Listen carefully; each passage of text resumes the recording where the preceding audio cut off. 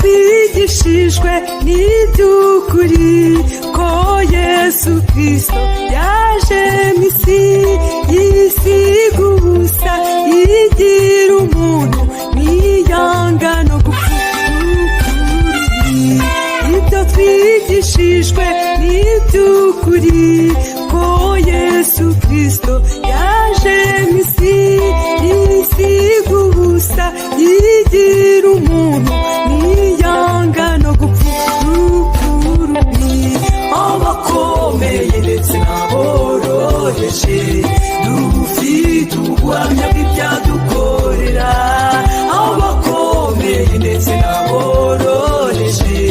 dufite ubuhamya bw'ibyadukorera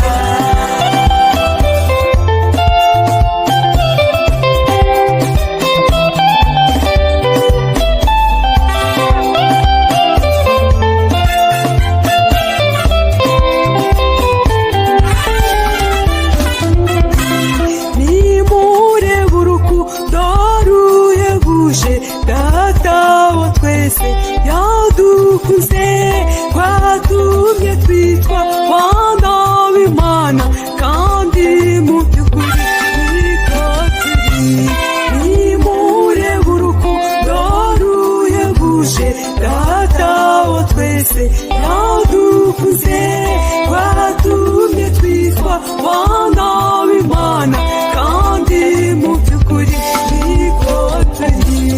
Yesu Kristo ni yerekanwa tuzasa nawe tuzamure bukweli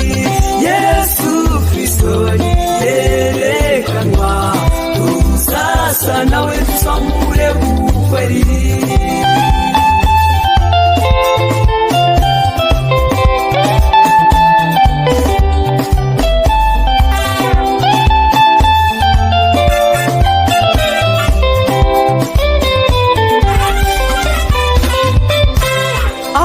abashakashatsi n'inzobere